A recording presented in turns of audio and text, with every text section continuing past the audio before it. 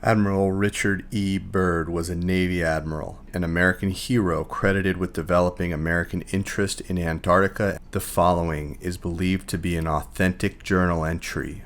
I must write this diary in secrecy and obscurity. It concerns my Arctic flight of the 19th day of February in the year of 1947. There comes a time when the rationality of man must fade into insignificance and one must accept the inevitability of the truth. I am not at liberty to disclose the following documentation at this writing. Perhaps it shall never see the light of public scrutiny, but I must do my duty and record here for all to read one day. In a world of greed and exploitation of certain of mankind can no longer suppress that which is truth. 0600 hours. All preparations are complete for our flight northward, and we are airborne with full fuel tanks at 0610 hours. 0620 hours. Fuel mixture on starboard engine seems too rich. Adjustments made, and Pratt Whitneys are running smoothly. 0730 hours. Radio check with base camp, all is well, and radio reception is normal. 0740 hours. Note slight oil leak in starboard engine. Oil pressure indicator seems fine, however. 0800 hours. Slight turbulence noted from easterly direction at an altitude of 23-21 feet. Correction to 1700 feet. No further turbulence, but tailwind increases. Slight adjustments in throttle controls. Aircraft performing very well now. 0815 hours. Radio check with base camp. Situation normal. 0830 hours. Turbulence encountered again. Increase altitude to 2900 feet. Smooth flight conditions ahead. 0910 hours. Fast ice and snow below. Note coloration of yellowish nature and disperse in a linear pattern. Altering course for a better examination of this color pattern below. Note reddish or purple color also. Circle this area 2 full turns and return to assigned compass heading. Position check made again to base camp and relay information concerning colorations in the ice and snow below. 0910 hours. Both magnetic and gyro compasses beginning to gyrate and wobble. We are unable to hold our heading by instrumentation. 10:05 hours. We spot what seems to be a large animal of some kind below us. It appears to be an elephant. No, looks more like a mammoth. This is incredible.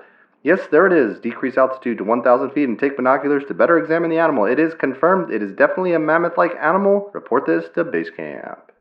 11:30 hours. Aircraft seems light and oddly buoyant. The controls refuse to respond. My God. Off our port and starboard wings are a strange type of aircraft. They are closing rapidly alongside. They are disc-shaped and have a radiant quality to them. They are close enough now to see the markings on them. It is a type of swastika.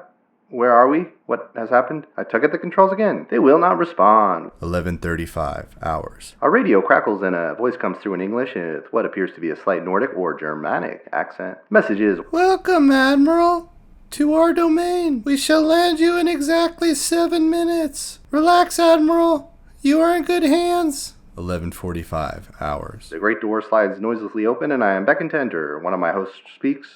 Have no fear, Admiral. You are to have an audience with the Master. My thoughts are interrupted by a cordial manner by a warm, rich voice of melodious quality. I bid you welcome to our domain, Admiral. I see a man with delicate features and with the etching of years upon his face. He is seated at a long table. He motions me to sit down on one of the chairs. After I am seated, he places his fingertips together and smiles. Speaks softly again and conveys the following. They have let you enter here because you are of noble character and well known to the surface world, Admiral. Surface world, I half gasp under my breath. Yes. The master replies with a smile. You are in the domain of the Ariani, the inner world of the earth. We shall not long delay your mission, and you will be safely escorted back to the surface and for a distance beyond. But now, Admiral, I shall tell you why you have been summoned here. Our interest rightly begins just after your race exploded the first atomic bombs over Hiroshima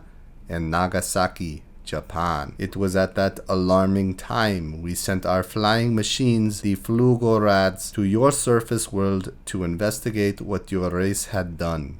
You see, we have never interfered before in your race's wars and barbarity, but we now must, for you have learned to tamper with a certain power that is not for man, namely that of atomic energy. Our emissaries have already delivered the message to the powers of your world, and yet they do not heed. Now you have been chosen to witness that our world does exist. You see, our culture and science are many thousands of years beyond your race, Admiral. I interrupted, but what does this have to do with me? Your race has now reached the point of no return, for there are those among you who would destroy your very world, then relinquish the power as they know it. I nodded, and the master continued. We tried to contact your race, but our efforts were met with hostility.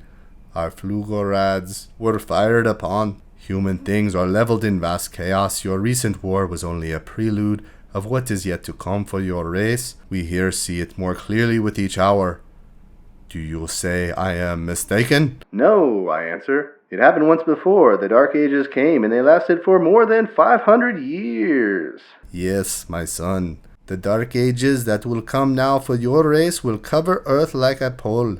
But I believe that some of your race will live through the storm. Beyond that, I cannot say. When that time arrives, we shall come forward again to help revive your culture and your race. You, my son, are to return to the surface world with this message. With these closing words, our meeting seemed at an end. I stood for a moment as in a dream, but yet I knew this was a reality, and suddenly I was again aware that two beautiful hosts who had brought me here were again at my side. This way, Admiral. Motioned one. I turned once again before leaving and looked back toward the master. A gentle smile was etched on his delicate and ancient face. Farewell, my son. He spoke, then he gestured with a lovely, slender hand motion of peace, and our meeting was truly ended. One of my hosts spoke again. We must now make haste, Admiral, as the master desires to delay you no longer on your scheduled timetable, and you must return with his message to your race. I said nothing. All this was almost beyond belief, and once again my thoughts were interrupted as we stopped. I entered the room and was once again with my radio man. He had an anxious expression on his face. As I approached, I said, "It is all right, Howie. It is all right."